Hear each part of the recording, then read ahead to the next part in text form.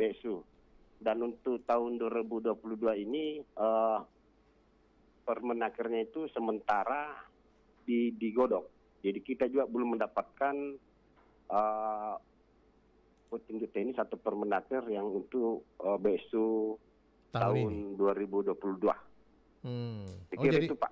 Jadi belum jelas juga nih kapan akan dicairkan begitu ya BSU Ya ini ya. insya Allah tahun inilah. Mungkin ya apakah sebelum sebelum Idul Fitri, karena mengingat ini kan BSU ini sangat membantu bagi tenaga kerja yang terdampak COVID itu kan, ya kalau terdampak gitu kan perusahaannya pastikan dia PHK kan. Jadi ini sangat membantu untuk menutupi belanja harian walaupun tidak sesuai dengan upah yang diterima selama ini. Karena pemerintah memang cuma memberikan 600.000 ya, kalau tidak salah 600.000 selama 4 bulan. Selama 4 bulan itu mereka bisa mencari pekerjaan sebelum selesai bantuan BSU ini dari pemerintah. Jadi bukan hanya pekerja di bawah 3 juta rupiah yang pendapatannya, tapi juga yang terdampak PHK begitu Pak ya? Kalau BSU Pak memang dipersyaratkan bagi pekerja yang terdampak COVID dengan pendapatan 3 juta ke bawah. Dan maksimalnya 3 juta. Iya. Memang ada persyaratan. Jadi kenapa kemarin ada sekian ratus ribu yang divalidasi, mungkin ternyata itu ada beberapa yang memang tidak sesuai dengan persyaratan yang dituangkan dalam Permenaker tersebut. Jadi kurang lebih 37.000 di tahun 2020, 37.000 itu yang tidak lolos validasi dari Kementerian Ketenagakerjaan. Nah, iya. Dari mekanisme-mekanisme tersebut tentunya sebagian para masyarakat mungkin ataupun juga para pekerja lainnya yang tidak tersentuh dengan program ini merasa pilih kasih begitu Pak. Nah, iya. Gimana menurut Pak Asbudil Ishak nih menjelaskannya juga nih kepada beberapa segmen pekerja juga lainnya yang tidak mendapatkan begitu BSU ini? Sebenarnya sebelum Permenaker ini keluar, kita sudah adakan sosialisasi Pak. Apakah melalui media sosial atau ini kan media bahwa akan ada bantuan subsidi upah dari pemerintah pusat melalui Kementerian Ketenagakerjaan dengan beberapa persyaratan-persyaratan yang harus kita penuhi. Itu mungkin salah satunya kan rekening bank. Jadi kadang yang tidak lolos itu Pak ada rekening bank yang double. Mungkin kurang jelas dalam pencatatannya. Nanti kan disesuaikan dengan semua KTP itu. Jadi kemarin itu karena ada desakan memang yang seperti Bapak katakan bahwa ada pilih kasih. Jadi pemerintah provinsi di 30 September kemarin, kan kemarin itu melalui kunjungan Komisi 11 DPR RI, Bapak Gubernur meminta untuk diluncurkan bantuan kurang lebih 62.000 bagi pekerja yang terdampak COVID untuk diberikan bantuan subsidi upah. Ya, alhamdulillah kami menyurat ke kementerian itu sangat direspon baik. Karena memang kita di 2021 kemarin itu kita memang ada kabupaten kota yang berada di level 3. Nah itu menjadi salah satu persyaratan levelnya. Jadi kalau kita berada di level 3 itu sangat dimungkinkan untuk diberikan bantuan subsidi upah Pak. Ya. Baik. Menjadikan syarat bahwa para pekerja ataupun mungkin yang menjadi sasaran ini adalah yang terdaftar di BPJS Ketenagakerjaan begitu ya. Ini dikarenakan jadi menjadi pendorong begitu juga ya kepada perusahaan-perusahaan untuk mematuhi peraturan diantaranya adalah para pekerjanya ini harus didaftarkan begitu ke dalam program BPJS Ketenagakerjaan begitu maksudnya, agar bisa nanti ke depannya terdaftar seperti Benar. bantuan-bantuan seperti ini begitu Pak ya. Nah, Ya. di 2022 ini apakah menggunakan data para peserta BPJS Ketenagakerjaan yang sudah atau mungkin yang terupdate, termasuk mungkin mereka yang baru atau gimana? Ya, ya di 2022 ini kita juga belum, saya secara pribadi belum jelas juga karena belum bagaimana patron peraturan menteri nanti akan keluar. Apakah, nah kalau kita berbicara 2020 ini kan kayaknya kan katakanlah COVID sudah, ya alhamdulillah sudah tidak ini lagi kan. Nah kalau berdasarkan Mendagri kemarin sampai keluar Permenaker untuk BSU itu kan dipersyaratkan kabupaten kota yang berada di level 3-4. Nah kalau sekarang tidak di 2022 ini pun tidak ada level-level, jadi kita tunggu aja lah Permenaker nanti bagaimana bentuknya, kan sementara digodok juga. Apakah kalau kita berbicara yang terdampak COVID kan sekarang sudah, ya katakanlah sudah tidak ada kan. Kalau kita lihat di faktanya di lapangan, ya masyarakat ini kan ada yang pakai masker, ada yang sudah tidak ini, di tempat-tempat sudah, walaupun masih tetap kita mematuhi prokes ya, tapi kayaknya sudah tidak berlaku lagi penglevelan ini. Jadi kita tunggu saja Permenaker nanti bagaimana pola-pola yang untuk mendapatkan BSU bagi pekerja, apakah dirubah yang ter-PHK atau bagaimana? Ya. Baik, ini kan harapan dari pemerintah adalah bagaimana ini meringankan beban yang dipikul para pekerja, ya, dan juga mendongkrak pergerakan perekonomian ini ya, para pekerja. Baik, tapi banyak dari sisi lain kita membahasnya soal pilih kasih ini karena memang menjadi fokusnya kita pilih kasih penerima BSU.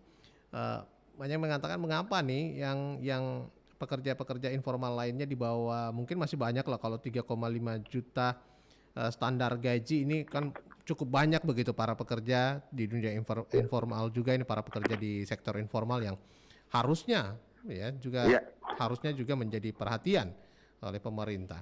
Namun karena adanya keterbatasan bahwa yang terdata di BPJS Ketenagakerjaan saja ini yang akan mendapatkan. Nah, ini banyak muncul kecemburuan begitu Pak, atau mungkin juga hal-hal lainnya yang menjadi pengen diperhatikan juga yang lainnya. Nah, kalau program ini ada nggak program lainnya nanti misalnya untuk mendorong para pekerja ataupun juga informal lainnya, ini sektor informal lainnya yang bisa juga nih ada dampak kepada mereka begitu ya, untuk merasakan juga nih bantuan-bantuan seperti ini.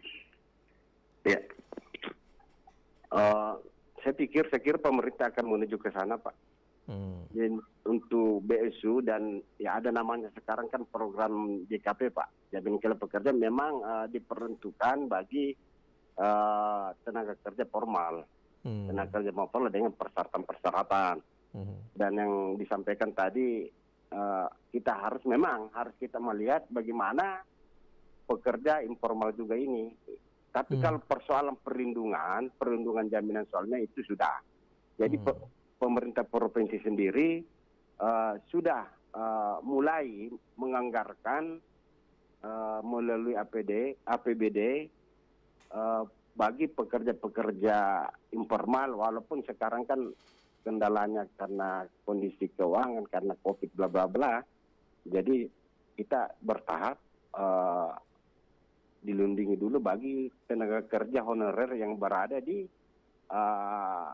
lingkungan pemerintah provinsi, dan kita juga pemerintah provinsi mengimbau ke kabupaten kota untuk memberikan perlindungan bagi pekerja-pekerja informal.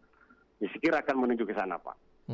Jadi ini akan step dulu untuk langkah pertama begitu ya, kemudian nanti mungkin akan ada bentuk lainnya yang diperhatikan oleh pemerintah.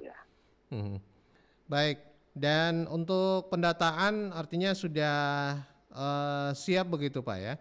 Tinggal bagaimana verifikasi data ini lolos tidaknya ya nanti untuk mendapatkan bantuan ini ya. Nah, mungkin yang menjadi pelajaran, mungkin menjadi evaluasi dari penyaluran-penyaluran bantuan seperti ini kepada para pekerja di beberapa program kemarin, tahun kemarin mungkin yang disampaikan Pak Iya, Asbudil, itu ada nggak yang perlu diperhatikan oleh para pekerja nih? Bila mana agar bisa berhasil, karena kan kita ketahui banyak juga yang gagal, walaupun mungkin oh kita sudah iya, diverifikasi tapi gagal seperti tadi yang dijelaskan. benar. Nah, apa titik poin yang perlu diperhatikan oleh para pekerja saat ini? Iya, pertama, saya berbicara dulu masalah ini kan memanglah untuk memberikan kepuasan kepada pekerja yang memenuhi persyarat itu Iya. agak sulit. Tapi Hmm. paling tidak yang kami lakukan pemerintah provinsi bahwa setelah keluarnya Permenaker ini terkait dengan BESU, itu kita lebih intensif lagi Mhm. untuk bersosialisasi, paling tidak memberikan surat ke perusahaan-perusahaan untuk segera mendaftarkan pekerjaannya yang terdampak COVID atau terpeka yang dipersyaratkan nanti di dalam Permenaker yang baru ini. Mhm. Jadi saya pikir kalau melalui pemberi kerjanya perusahaannya itu kan sudah jelas, dan paling tidak melalui HRD-nya untuk didaftarkan ke BPJS Ketenagakerjaan yang selanjutnya dipelidasi ke kementerian. Nah kalau kita kemarin itu kan memang ada beberapa melalui pemberi kerja, Mhm. tapi mungkin dalam ada kesalahan dalam penginputan. Jadi Hmm. mungkin tidak connect antara ini kan melalui apa namanya bank yang ditunjuk misalnya BNI Hmm. Hmm. misalnya Hmm. ini melalui ini mungkin tidak connect dengan nama yang ada di eh, apa namanya atas nama rekeningnya dengan KTP-nya. Hmm. Kira-kira begitu sampai tidak lolos validasi di tingkat kementerian. Hmm. Nah, ini yang kita mau himbau bahwa nantinya setelah keluar Permenaker yang baru ini terkait dengan BSU memang harus diperhatikan persyaratan-persyaratan sehingga tidak akan apa yang didaftarkan nanti itu sudah bisa lolos validasi semua. Jangan sampai terjadi pada tahun 2020 Hmm. kita daftarkan 215.000 sekian, yang lolos cuma sekian, yang tidak lolos ya kurang lebih 37.000. Saya kira itu himbauan kami untuk pemberi kerja nanti, dan kita berharap bahwa turunnya nanti Permenaker ini terkait dengan subsidi upah itu bisa bermanfaat bagi memang pekerja-pekerja yang di masyarakat untuk mendapatkan. Kira itu. Hmm. Kalau untuk Provinsi Sulawesi Selatan sendiri di data yang Pak Asbudil mungkin ketahui, ada berapa Ya, banyak nih apa? sasaran yang bisa mendapatkan bantuan subsidi upah ini untuk Provinsi Sulawesi Selatan dan sekitarnya? Ini kalau untuk 2022 ini kalau kita mengacu ke data di 2020 tenaga kerja itu yang tervalidasi itu 254.590 Pak. 254.000 pekerja. 590. Hmm. Yang terdaftar 217.034 orang. Selebihnya kurang lebih 37.000 itu kan tidak lolos validasi data dari Kementerian Ketenagakerjaan. Nah ini juga mungkin itu tadi persyaratan-persyaratan ada tidak dipenuhi atau tidak koneknya antara rekening bank dengan ada mungkin beda satu huruf saja, itu mungkin menjadi pertimbangan sehingga tenaga kerja itu tidak lolos. Nah untuk di 2021 kita mendapatkan bantuan 62.000, kurang lebih 62.000 tenaga kerja mendapatkan BSU di tahap kedua di 2021. Nah untuk 2022 ini mudah-mudahan ini kan begini Pak, di tahap pertama itu kan memang tidak dibatasi. Iya. Tidak dibatasi. Beda di tahap kedua ini karena kita yang meminta, jadi turunlah bahwa Sulawesi Selatan mendapatkan kurang lebih 62.000 kuota. Nah ini juga yang menjadi biasa menjadi apa namanya, kita dari pemerintah dilema juga kok kita dikasih kuota. Beda di tahap pertama, memang sebanyak-banyaknya dimasukkan nanti divalidasi di tingkat kementerian. Nah, mudah-mudahan di Permenaker yang baru ini kita tidak dibatasi dengan kuota itu, supaya kita bekerjanya juga enak, Pak. Artinya, jadi minta. Artinya belum fix nih, Pak ya? Belum fix ya. Tergantung Permenakernya nanti mengeluarkan ataupun memandatkan bahwa ini seperti apa nanti? Seperti Karena apa? kita juga belum lihat ini tidak per kuota kah atau gimana gitu ya? Ini sementara digodok di kementerian. Kira-kira akan keluar dalam bulan ini? Insya Allah. Kan otomatis dengan Permenaker itu akan mencairkan juga nih ya program ini ya? Ya, kita akan komunikasi terus yang di kementerian, kita bisa memberikan informasi secepatnya ke tenaga kerja melalui perusahaan-perusahaannya. Baik. Terima kasih Pak Asbudil Ishak, Subkoordinator Jaminan Sosial dan Kesejahteraan Tenaga Kerja Provinsi Sulawesi Selatan. Sudah bersama kami Pak, sharing informasi terkait program BSU ini. Mudah-mudahan ada Permenaker yang cepat keluar nih, biar para pekerja yang mendapatkan bantuannya ini bisa menikmati sebagai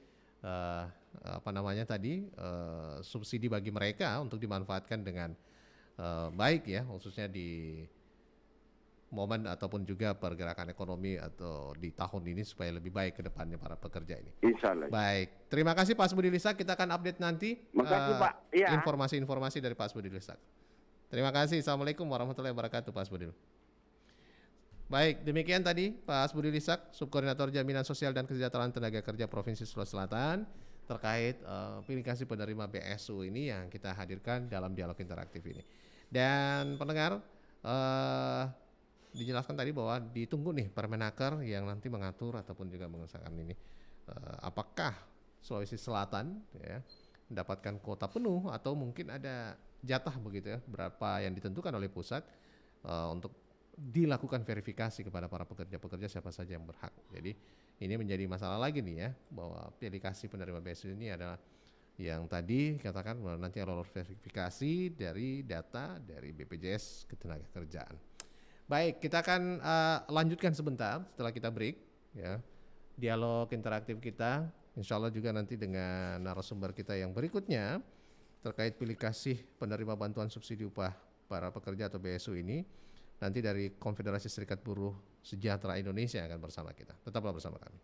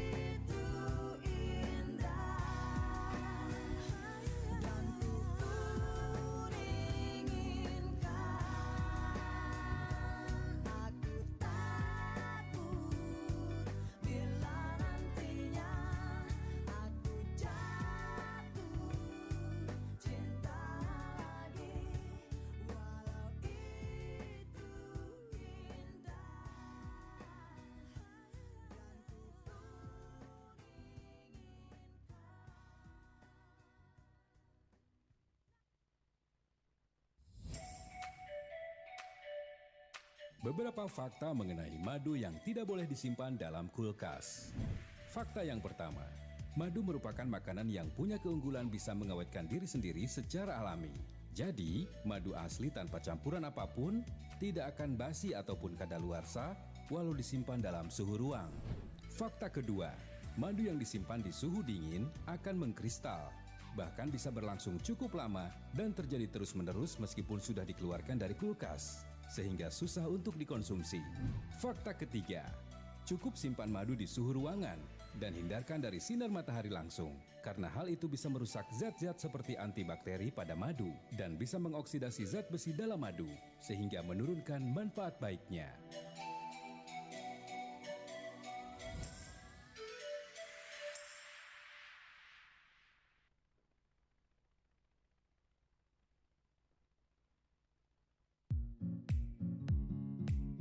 Saat menangis, kita akan mengeluarkan air mata.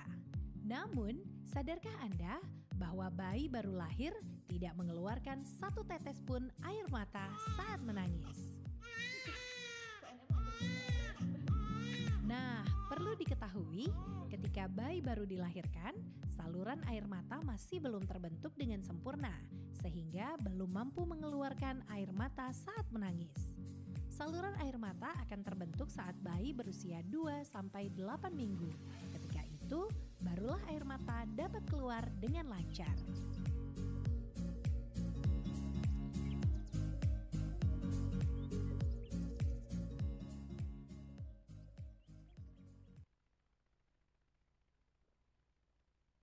Sembilan 94,4 FM Pro 1 RRI Makassar.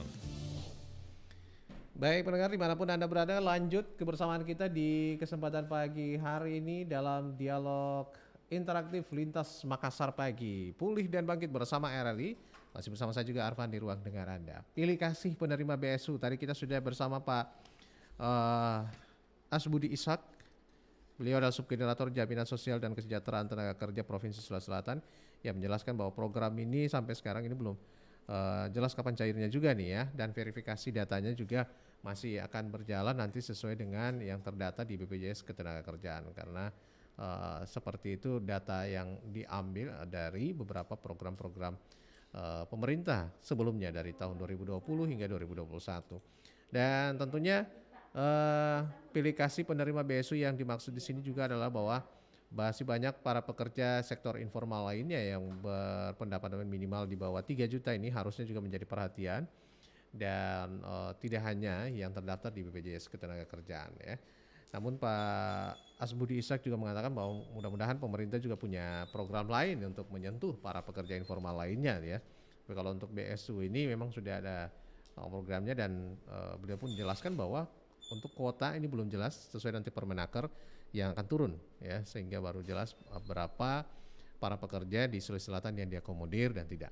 Baik, saya sudah terhubung dengan narasumber kita selanjutnya di ruang dengar Anda. Ada Bapak Andi Malanti SA, Ketua Wilayah Konfederasi Serikat Buruh Sejahtera Indonesia. Assalamualaikum, selamat pagi Pak Andi Malanti.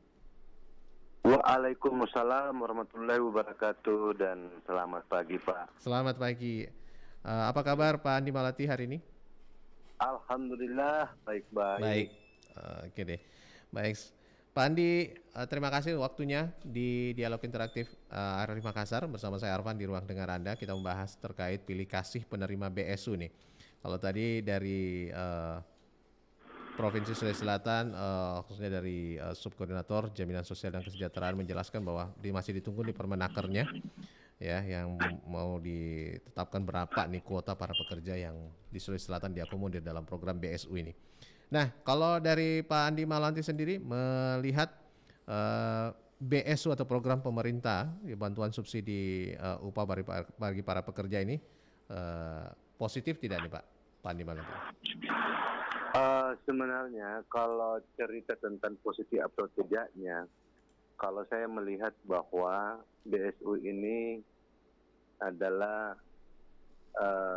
tidak terlalu efektif, karena diperuntukkan bagi pekerja-pekerja PU Maksud saya pekerja penerima upah. Penerima upah saja ya. Ya. Nah sekarang ini yang membutuhkan adalah PTU. Mereka juga peserta BPJS Ketenagakerjaan, tetapi ya mereka tidak digaji sama perusahaan. Mereka bekerja sendiri gitu, cari sendiri penghasilan, lalu kemudian dia bayar sendiri iurannya ke BPJS Ketenagakerjaan. Ini yang paling membutuhkan sesungguhnya. Jadi program pemerintah ini menurut kami tidak adil. Di situ ketidakadilan yang Anda lihat begitu. Ketidakadilannya ini bahwa yang paling penting diberi bantuan ini adalah orang-orang yang kurang penghasilannya. Iya. Ya, artinya buruh juga sebenarnya kita pahami bahwa itu kurang juga penghasilannya. Tetapi ada yang paling kurang, itulah PPU, bukan penerima upah. Nah, kan begitu. Nah, sementara di PU ini yang diprogramkan oleh pemerintah, kita sadari dan kita pahami bahwa upah buruh sekarang ini adalah ini tidak naik. Yeah. Nah, sementara pengusaha ini memberikan hanya upah minimum provinsi. Hampir tidak ada perusahaan-perusahaan yang tidak ada PKB-nya, ya kan, yang menaikkan upahnya di atas UMP. Kecuali perusahaan-perusahaan asing atau menengah ke atas. Tetapi menengah ke bawah ini hampir tidak ada, dan bahkan upahnya di bawah UMP. Ya. Jadi memang memperhatikan memang kondisi perekonomian buruh, khususnya buruh informal ini, ya sehubungan dengan kenaikan harga-harga. Ya, harga minyak kelapa, minyak goreng apa dan lain-lain. Ini kan sangat memprihatinkan, Pak. Artinya kan daya beli masyarakat ini sangat berkurang karena penghasilannya sangat kurang, termasuk upah buruh juga sekarang yang sangat rendah gitu. Mungkin seperti itu, Pak. Di situ nilai ketidakadilan atau pilih kasih yang menurut Anda dari program BSU ini tidak tepat begitu ya. Para pekerja informal di luar sana masih cukup banyak yang harusnya menjadi sasaran utama ini program ya. Terus gimana nih menurut Anda, juga dari beberapa masyarakat juga menilai memang walaupun juga dananya terbatas lah begitu, katakanlah seperti itu. Ini dibagi rata saja katanya ya. Untuk para pekerja yang mungkin kalau Bapak tadi jelaskan penerima upah itu ya masih aman lah per bulannya gitu ya. Tapi kalau untuk yang informal tadi, yang BPU mandiri membayarkan BPJS Ketenagakerjaan, kenapa tidak terdata gitu? Sudah ada dari dari Konfederasi Serikat Buruh Sejahtera Indonesia sudah menyuarakan hal ini enggak nih Pak? Iya, jadi dari beberapa tahun yang lalu, Pak. Dari beberapa tahun lalu justru ya. Di RRI tahun 2020 kita juga ada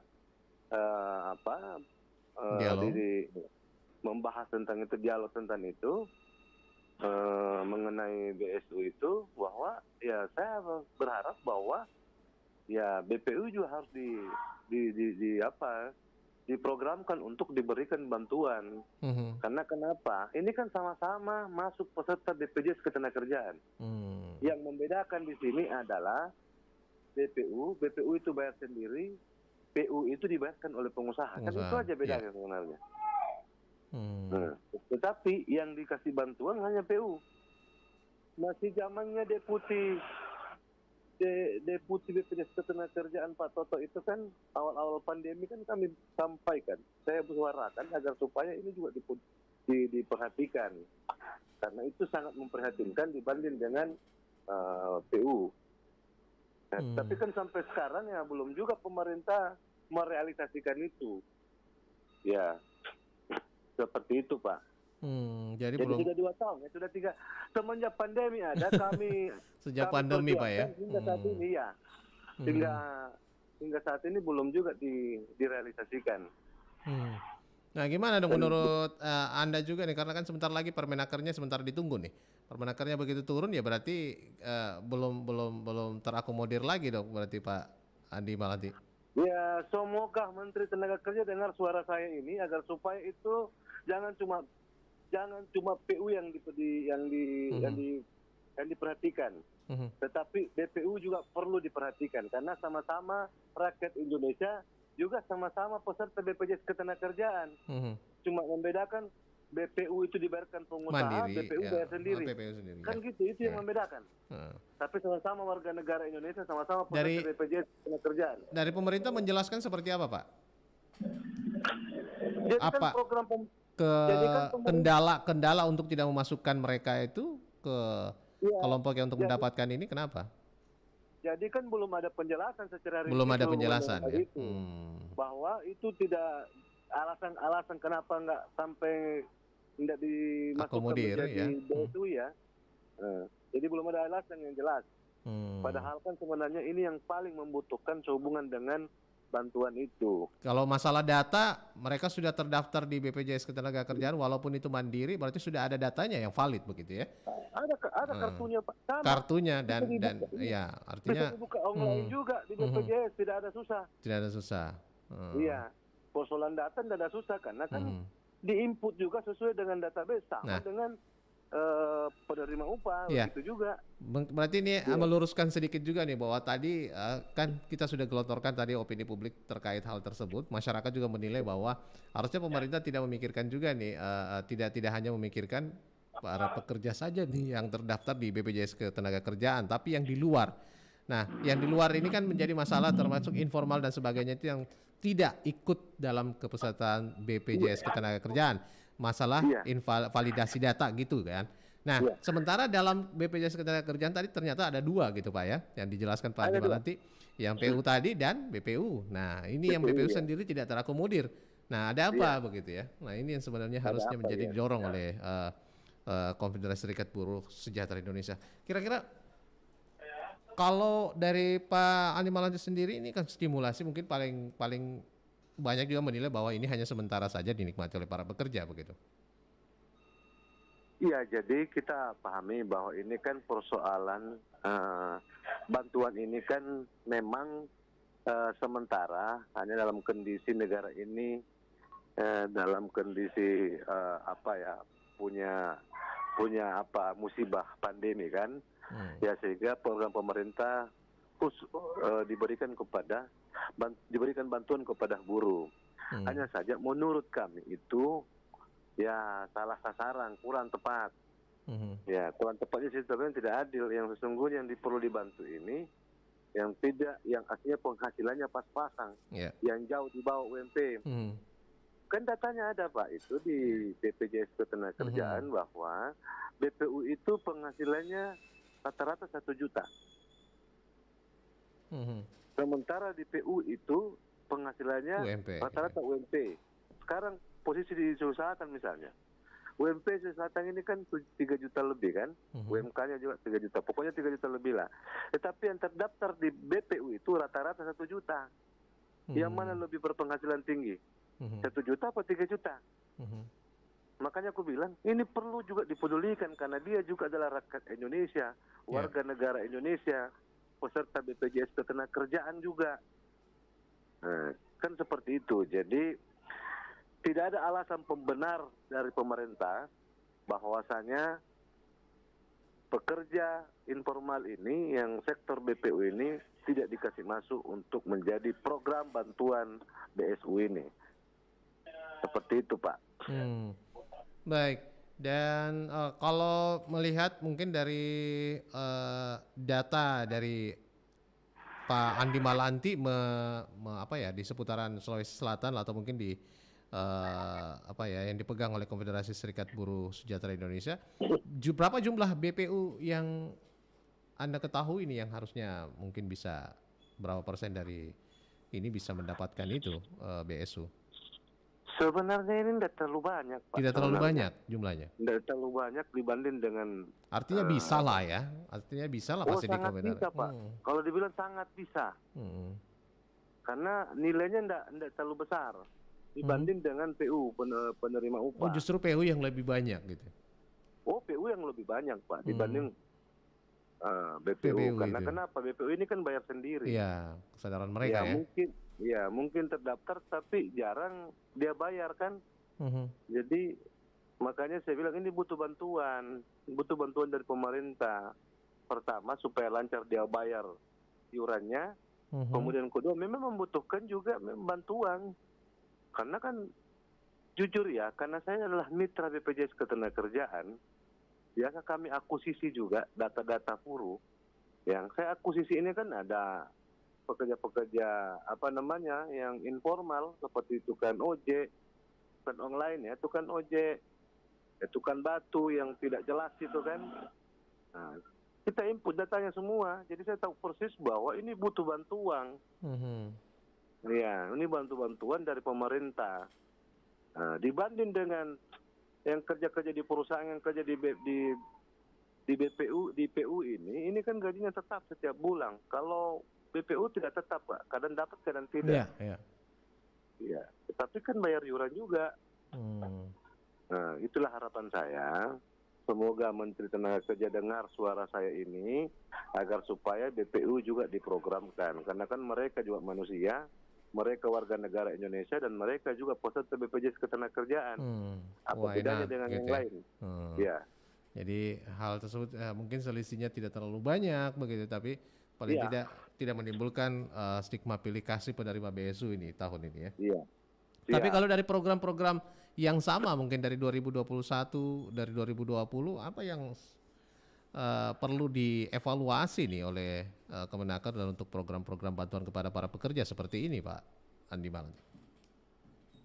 Iya, jadi kan sebenarnya jujur ya, ini kan BPU ini sesungguhnya tidak merata pemberiannya.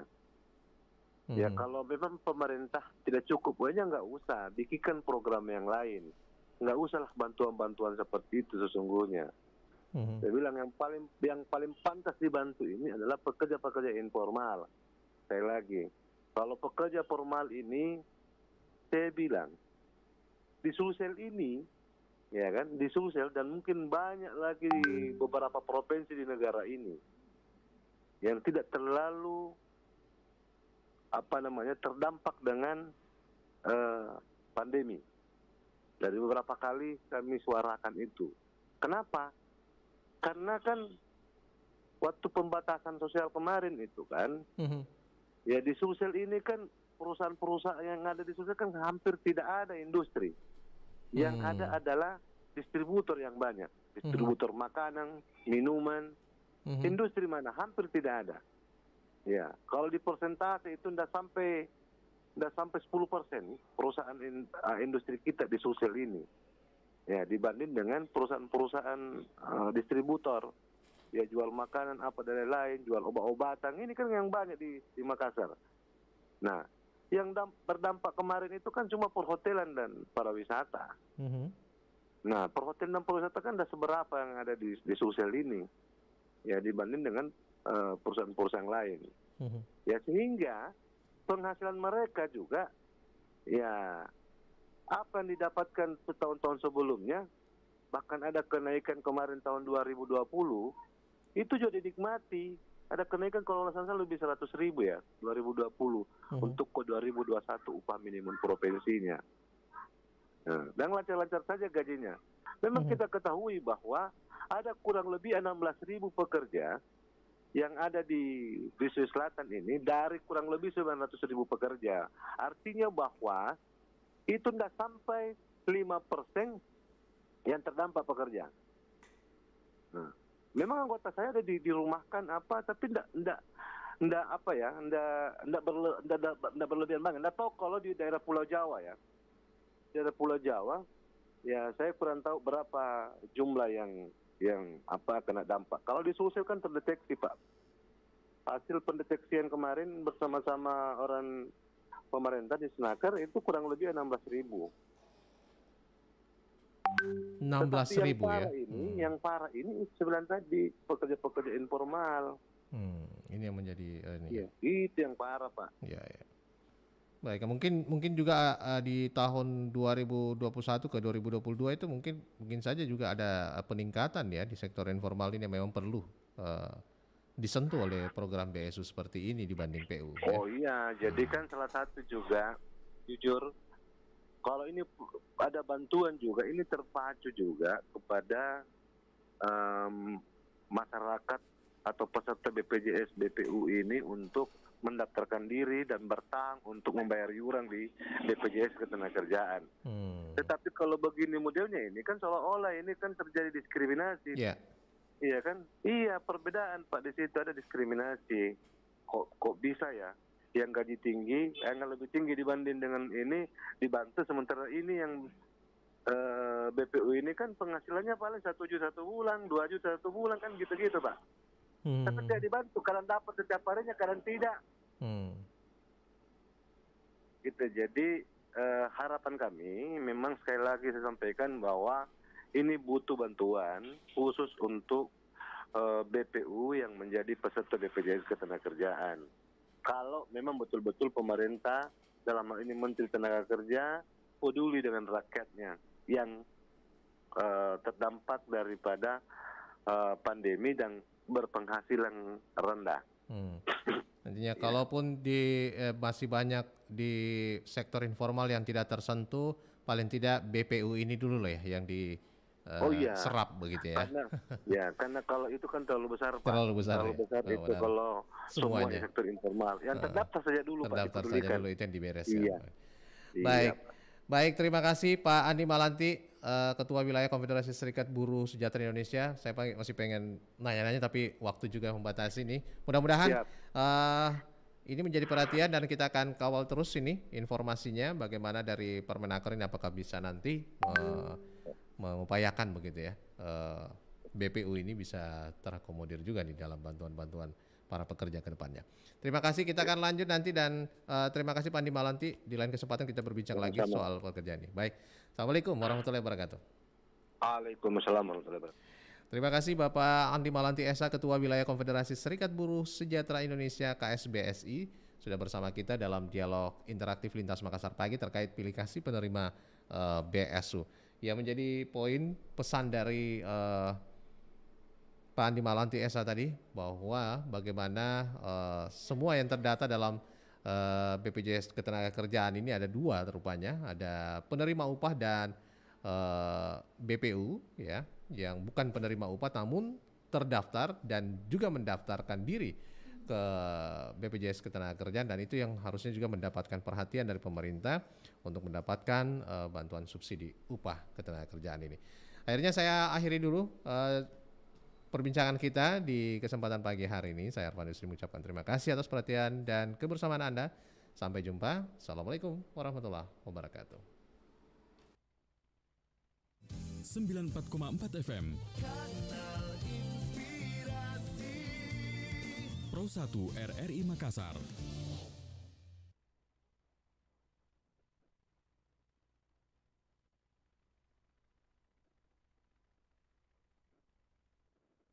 Sembilan 94,4 FM Pro 1 RRI Makassar.